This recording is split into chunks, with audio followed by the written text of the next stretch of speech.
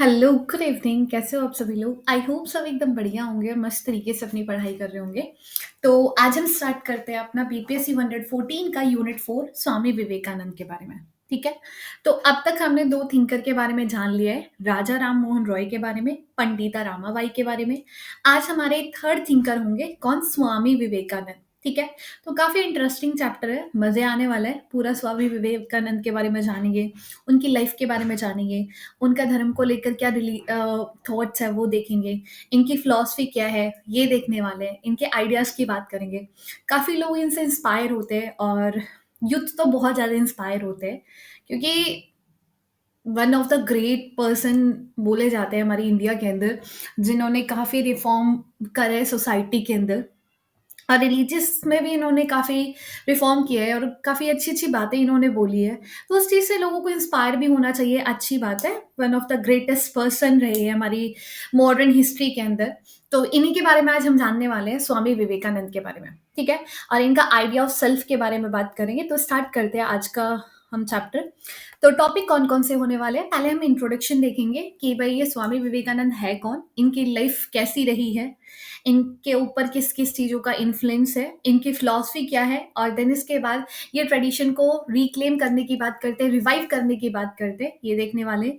इनका सेल्फ का आइडिया क्या है, नर एंड नारायण का आइडिया क्या है, ठीक है? तो 2-4 टॉपिक है, ज़्यादा कुछ नहीं है। पहले स्वामी विवेकानंद के बारे में जानना है, देन इनकी फिलॉसफी की बात करनी है कि रिलीजियस को लेकर इनका क्या कहना है और ह्यूमन का नेचर इन्होंने कैसा बताया है, फ्रीडम को लेकर ये क्या बोलते हैं, ट्रेडिशन को रिवाइव करने की बात कर रहे हैं और सेल्फ का आइडिया देखेंगे। ठीक है? बहुत ही मतलब मस्त चैप्टर है। 20 नंबर का कंटेंट क्रिएट करना है और ज़्यादा कुछ अपने दिमाग के घोड़े नहीं दौड़ाने हैं आपको। ठीक है? ओके। तो ये है स्वामी विवेकानंद। हर किसी ने तो पहले से देख रखा होगा। जिसने भी नहीं देखा है प्लीज़ वो देख लो स्वामी विवेकानंद को और काफ़ी अच्छे-अच्छे इनके क्विट आपको मिल जाएगा। Everything is easy when you are busy but nothing is easy when you are lazy. भाई लाइफ में हर चीज़ ईज़ी है अगर आप उस काम को करने में अपने आप को बिज़ी रखोगे। ठीक है? अगर आप उस काम में अपना टाइम नहीं दोगे तो फिर वो आपके लिए ईज़ी नहीं है।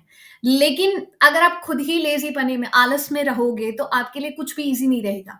फॉर एग्जाम्पल जैसे बोलते हैं कि मैथ्स हार्ड होता है, पॉलिटी हार्ड होता है, काफ़ी लोगों को थिंकर समझ में नहीं आता। जब तक आप अपने आप को बिज़ी नहीं रखोगे उस काम में, तो आपको इंटरेस्ट नहीं आएगा, है ना? जब तक हमें इंटरेस्ट नहीं आता, जब तक हम टाइम नहीं देते उस चीज़ को और जैसे-जैसे हम टाइम देने लगते हैं, तो हमारा इंटरेस्ट बढ़ता जाता है। तो वही इन्होंने बोला है, take a risk in your life, if you win you can lead, if you lose you can guide. तो काफ़ी अच्छा बात इन्होंने बोला है। अब स्टार्ट करते हैं अपने टॉपिक से, इंट्रोडक्शन से। तो भाई स्वामी विवेकानंद का नाम स्वामी विवेकानंद नहीं था, तो क्या था? नरेंद्र नाथ दत्ता था। क्या था? नरेंद्र नाथ दत्ता इनका रियल नेम था। तो आपसे इनका कोई रियल नेम पूछेगा तो क्या है? नरेंद्र नाथ दत्ता। तो इन्होंने जो जन्म लिया था वो किस नाम से लिया था? नरेंद्र नाथ दत्ता से। काफी इंटेलिजेंट और काफी वाइस पर्सन रहे हैं। इनको इंडियन और वेस्टर्न फिलॉसफी दोनों आती है। इन्होंने दोनों स्टडी करी है, इंडियन भी और वेस्टर्न फिलॉसफी भी। ये काफी ज्यादा केयर करते हैं किसकी? सोसाइटी की प्रॉब्लम्स को लेकर और कहीं ना कहीं सोसाइटी के अंदर एक पॉजिटिव चेंज चाहते हैं। 1893 के अंदर इनकी एक बहुत फेमस स्पीच रही है। कहाँ पे? चिकागो के अंदर। चिकागो के अंदर ये रिलीजियस के ऊपर क्या करते हैं? एक बहुत ही फेमस स्पीच देते हैं जहां पे ये इंडिया की स्पिरिचुअलिटी को इंट्रोड्यूस करते हैं पूरे वर्ल्ड के अंदर। ठीक है? और कहीं ना कहीं कंबाइन करने की बात करते हैं किसको? ईस्टर्न और वेस्टर्न नॉलेज को। कि ईस्ट मतलब जो साउथ एशिया की जो वो है नॉलेज है और वेस्टर्न जो नॉलेज है उसको कंबाइन किया जाए, मतलब रिलीजन।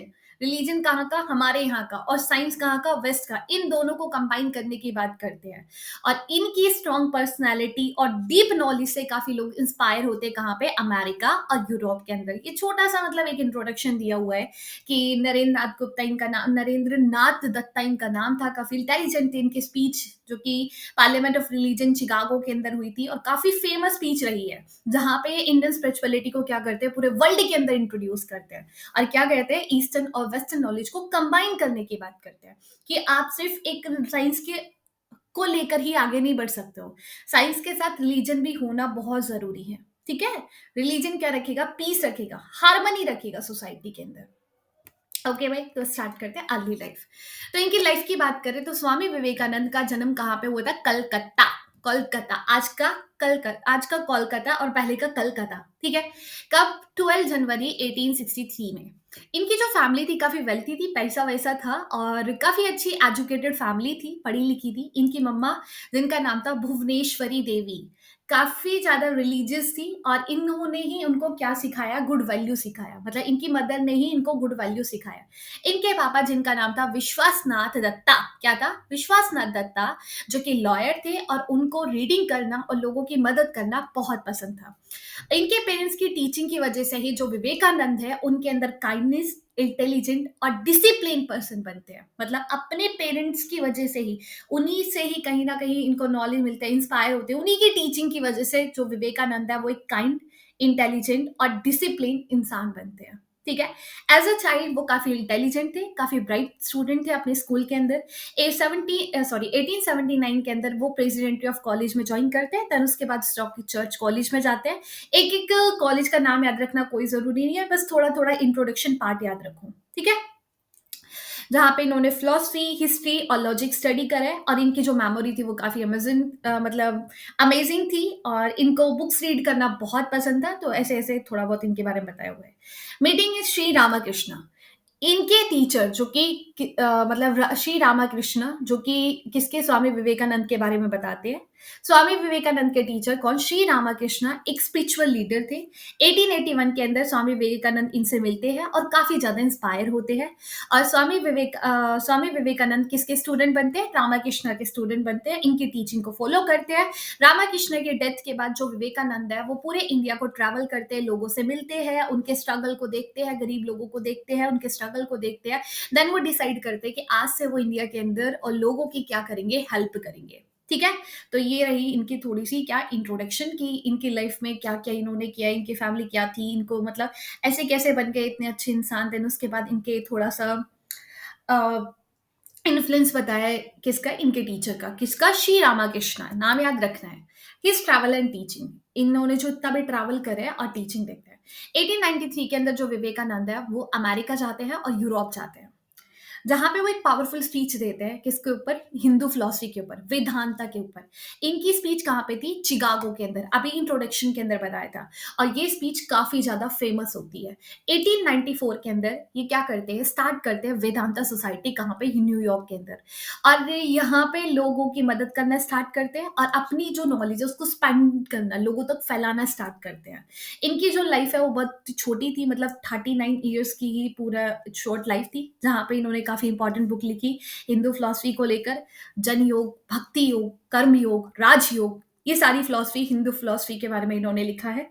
आज भी इनको एज़ अ ग्रेट लीडर की तरह याद किया जाता है। इनके बर्थडे वाले दिन 12 जनवरी जो कि सेलिब्रेट किया जाता है नेशनल यूथ डे की तरह और इन्होंने ही रामाकृष्ण मिशन फाउंड किया कब? 1897 के अंदर जहाँ पे लोगों की मदद करा जाता है आज भी और विवेकानंद मेमोरियल कहाँ पे है? कन्याकुमारी के अंदर है, जो कि आज भी लोग वहाँ पे विज़िट करते हैं, काफ़ी पॉपुलर प्लेस है वो।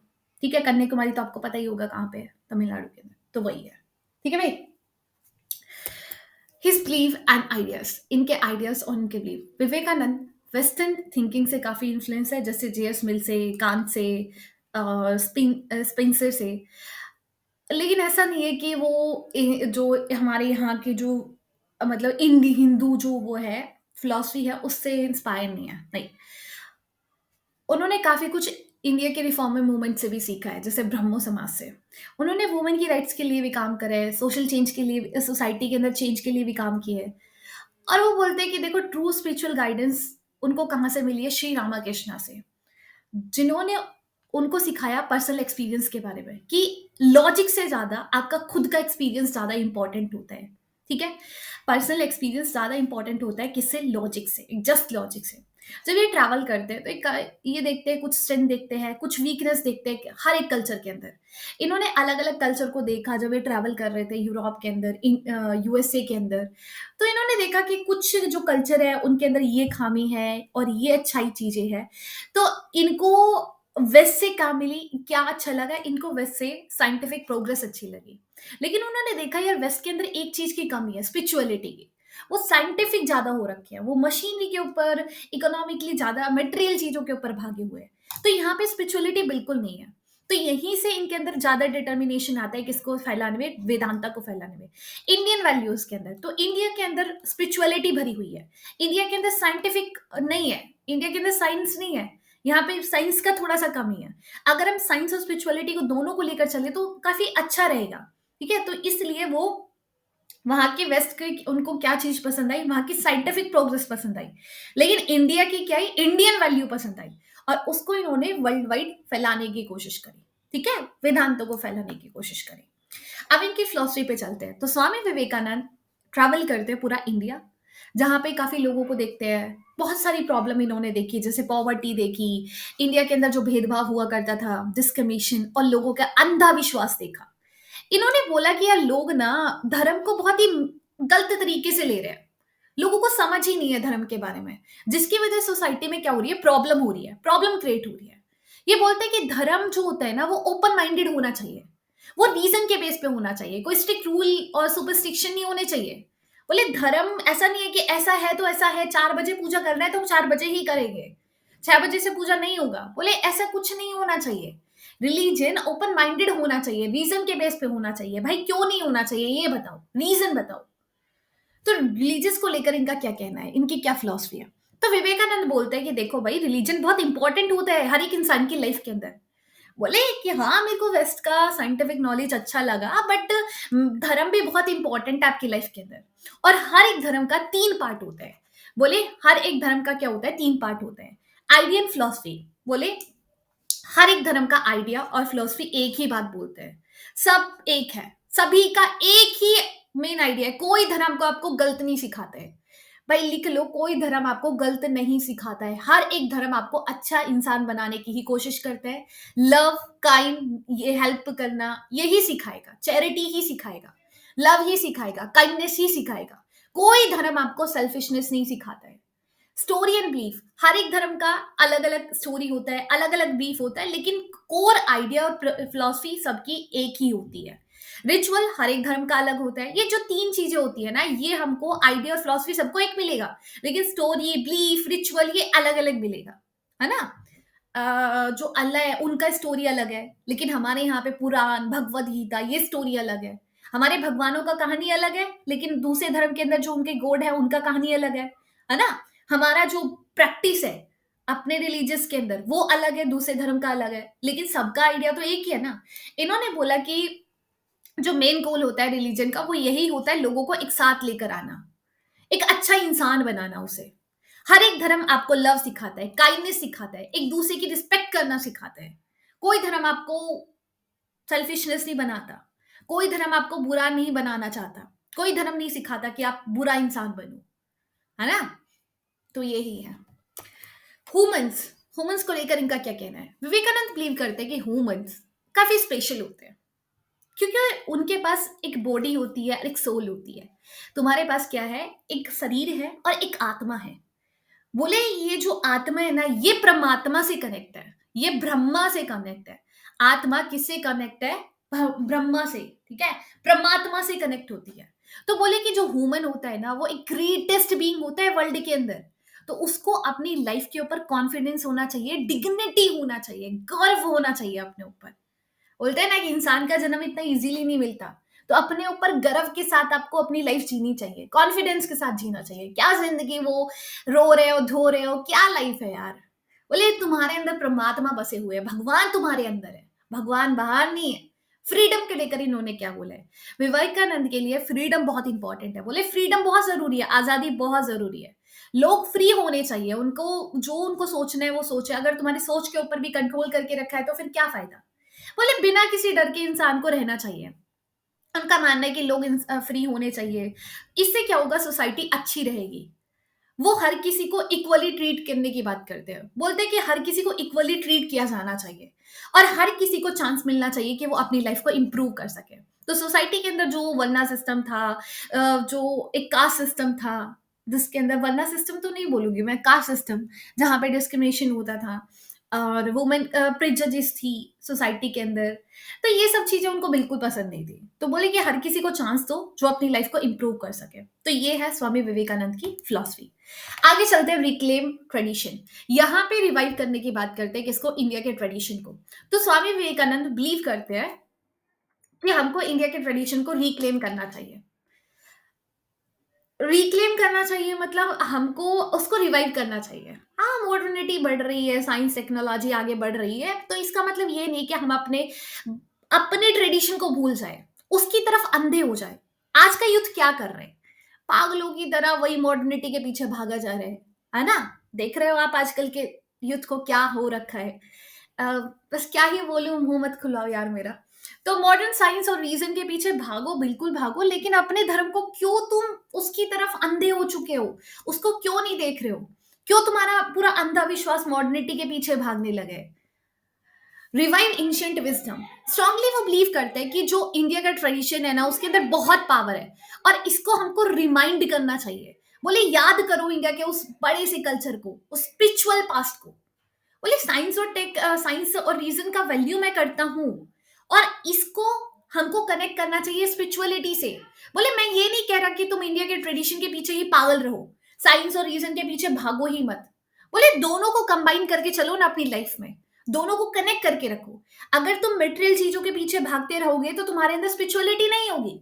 बोले इंडिया की स्पिरिचुअलिटी, इंडिया का ट्रेडिशन और वेस्ट का साइंस और रीजन, दोनों को कंबाइन करो अपनी लाइफ में।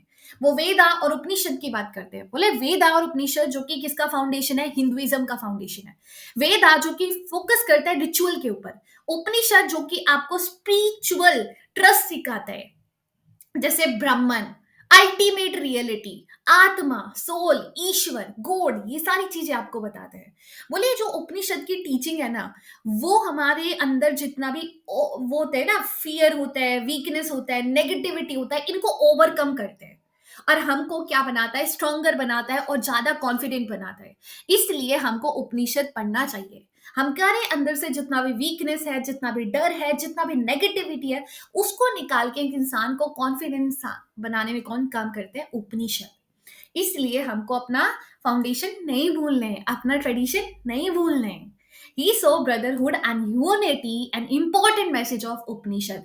और उपनिषद हमको किसके बारे में सिखाता है, ब्रदरहुड, भाईचारा, यूनिटी, एकता का मैसेज देता है।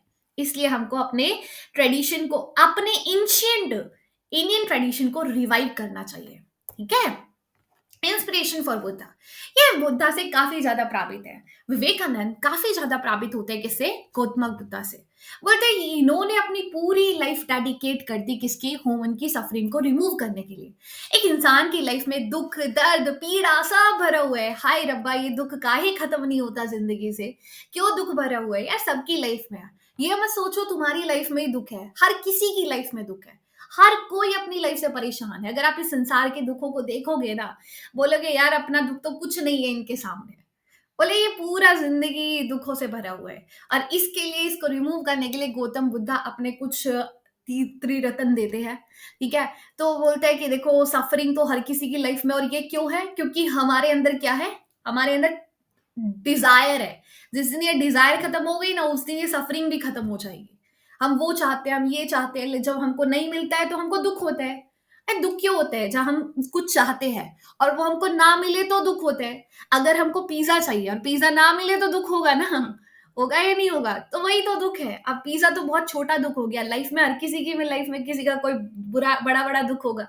तो उन दुखों की बात ना करते हुए हम यहाँ के दुख की बात करते हैं। तो वो बोलते हैं कि गौतम बुद्धा जिन्होंने अपनी पूरी लाइफ डेडिकेट कर दी लोगों की सफरिंग को रिमूव करने में, बोले मैं काफी ज्यादा प्रेस करता हूँ बुद्धा के सेल्फनेस को, सर सर्विस टू ह्यूमैनिटी। उन्होंने इंसानियत को सर्विस दी है। बोले उन्होंने इंसानियत के ऊपर फोकस किया, उन्होंने अपने ऊपर नहीं दिया, उन्होंने लोगों को ध्यान दिया। तो बुद्धा कभी भी पर्सनल कोड उन्होंने नहीं माना, मतलब उन्होंने पर्सनल कोड की तो कभी बात ही नहीं करी थी भगवान की। लेकिन फिर भी मेरे को बुद्धा काफी पसंद है क्योंकि उन्होंने लोगों की मदद करने की बात की है। और इसी को कौन करते हैं, स्वामी विवेकानंद। इसी रास्ते पे चलते हैं जहाँ पे सोसाइटी के में हेल्प करते हैं लोगों का, एथिकली और सेल्फलेस वर्क करते हैं। वो अपने ऊपर ना ध्यान देते हुए लोगों के ऊपर ध्यान देते हैं, लोगों की हेल्प करते हैं। Vedanta and universal love.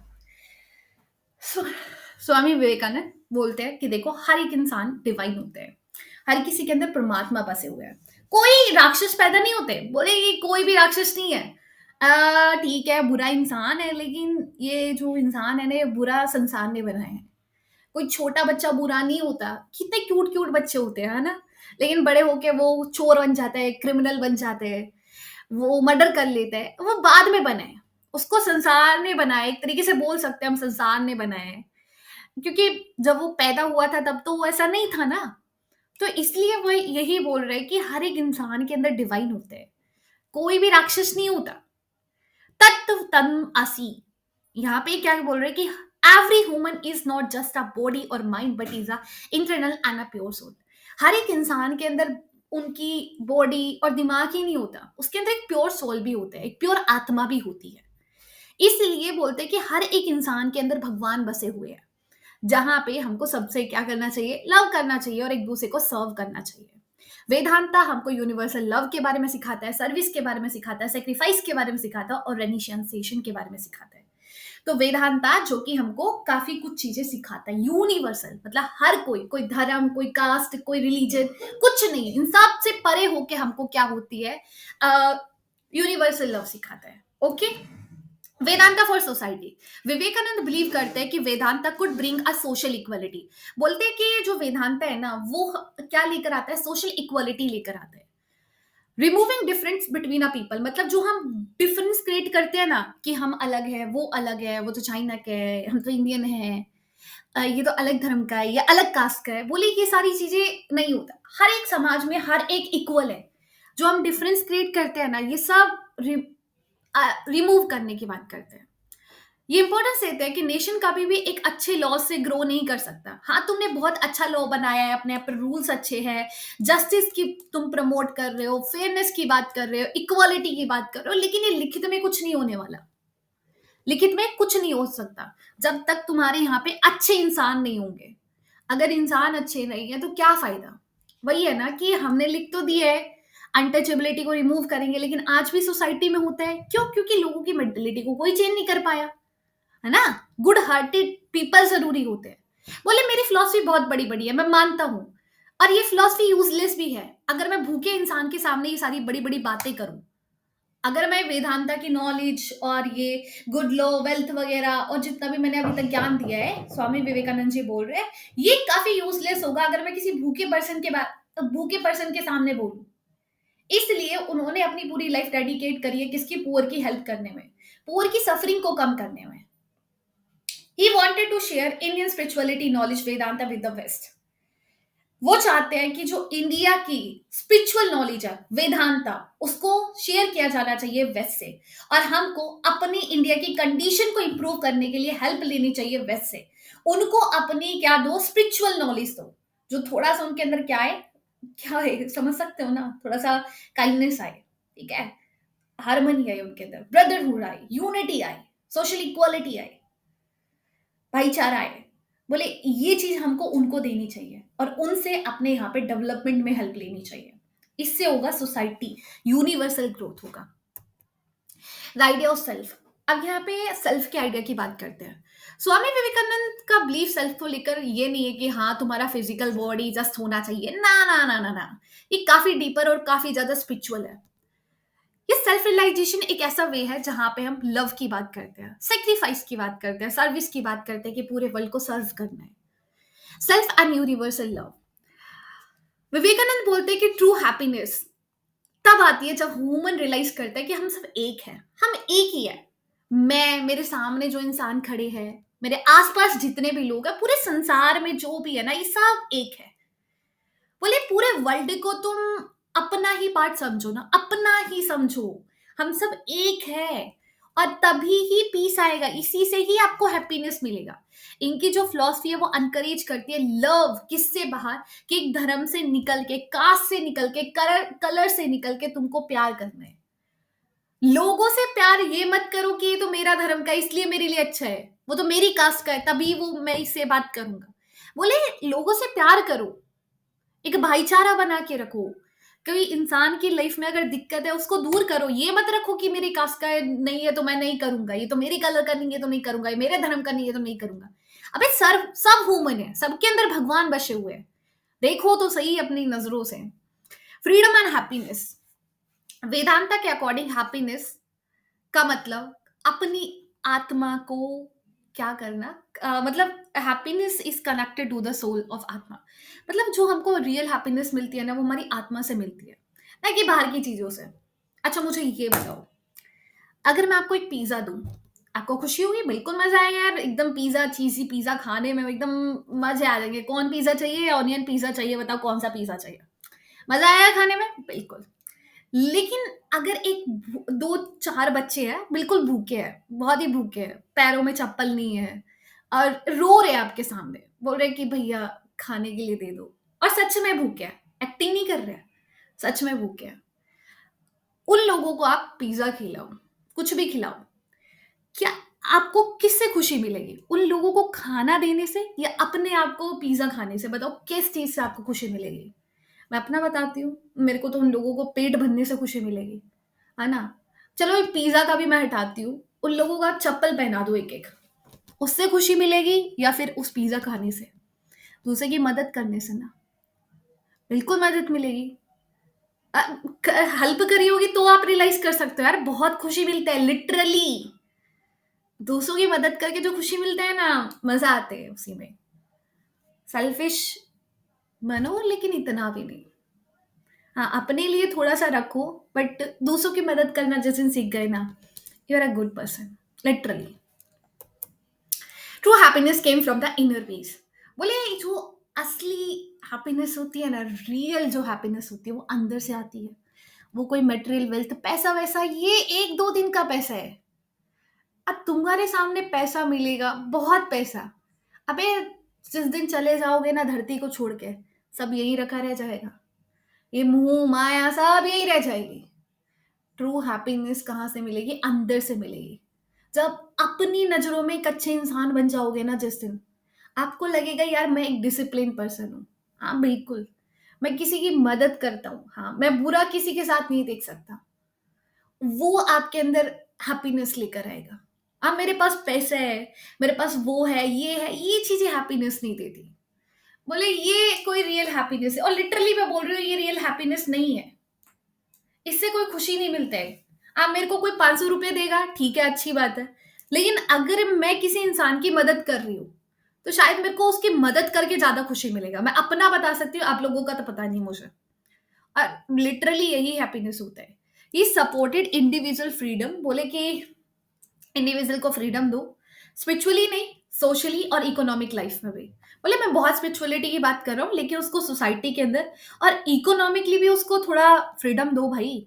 यहाँ पे नर नारायण की बात करते हैं। नर नारायण क्या है? नर मतलब मेन, ह्यूमन।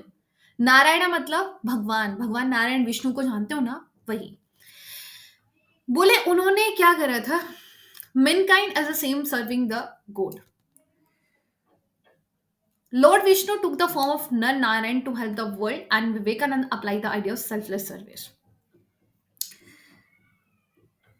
एक इंसान को सर्व करना, एक इंसान की मदद करना, ऐसा ही होता है जैसे भगवान का सर्व करना। मतलब मैं भगवान को भोग लगाती हूँ, है ना, होता है ना, प्रसाद चढ़ाएंगे, और सेम मैं एक भूखे इंसान को खाना खिला रही हूँ, बराबर है। बोले भगवान की भक्ति करना, भगवान को सर्व करना, और एक भूखे इंसान को, एक नीडी इंसान की हेल्प करना, इक्वल होते हैं।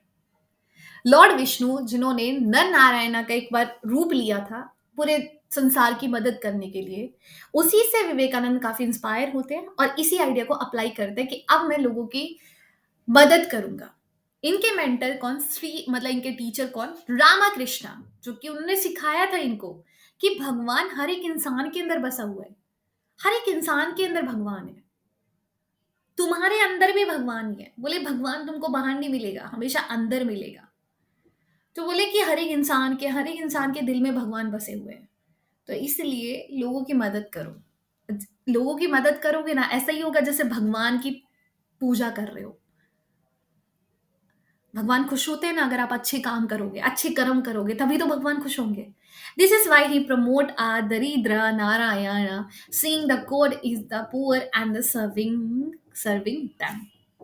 अगर तुम गॉड को सर्व करोगे, सेम ऐसा ही पुअर को सर्व करो, सेम वही होगा। बोले गरीब लोगों के अंदर भगवान देखना तो शुरू करो, उनको सर्व करना तो शुरू करो। भगवान किसके अंदर देखो? गरीब लोगों के अंदर देखो, और अपने आप देखना तुम कहाँ से कहाँ पहुंचोगे। यूनिवर्सल सेल्फहुड, विवेकानंद बोलता है कि देखो ब्रदरहुड का जो आइडिया है ना, वो क्रिश्चियनिटी इन सब से परे है। यूनिवर्सल सेल्फहुड की बात करते हैं। बोले ब्रदरहुड एक दूसरे का बात नहीं कर रहा मैं, कि तुम दूसरे को भाई समझो, उसको अपना ही पार्ट समझो ना, उसको अपनापन में ही रखो ना। बोले भगवान हर किसी के अंदर बसा हुआ है, तो उसी के अकॉर्डिंग आप एक्ट करो। प्रैक्टिकल नॉलेज, प्रैक्टिकल रिलीजन की बात कर रहा है। प्रैक्टिकल रिलीजन मतलब कि देखो, आप परफॉर्म कर रहे हो रिचुअल्स वगैरह, बिल्कुल करो, लेकिन जिन लोगों की जरूरत है उनकी तो मदद करो।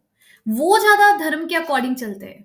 कोई धर्म आपको ये नहीं सिखाता कि भूखे इंसान को भूखा रहने दो, उसकी मदद करो, चैरिटी सिखाता है। इम्पैक्ट इज टीचिंग, इनकी टीचिंग का क्या इम्पैक्ट है? काफी लोग इनसे इंस्पायर हुए, हर कोई इंस्पायर होगा। अभी मैंने इतना भाषण दे दिया इनको लेकर, तो भाई एक दो बातें तो आपके दिमाग में भी गई होगी। बिल गेट्स, जो कि विवेकानंद की कर्म योग को पढ़ते हैं, और वो क्या करते हैं, डोनेट करते हैं अपनी हाफ वेल्थ, किसके अंदर? चैरिटी के अंदर। इवन आज भी लोग इनकी टीचिंग को कंटिन्यू रखे, और काफी लोग इंस्पायर होते हैं और लोगों की मदद करते हैं। ह्यूमैनिटी को इन्होंने दिखाया है, ह्यूमैनिटी इज अ वन, मतलब इंसानियत के ऊपर इन्होंने गौर किया है। तो ये थे स्वामी विवेकानंद, जो कि काफ़ी अच्छी इनकी थिंकिंग है, काफ़ी अच्छी फिलॉसफी है, जिसको पढ़ के काफ़ी मज़ा आया होगा।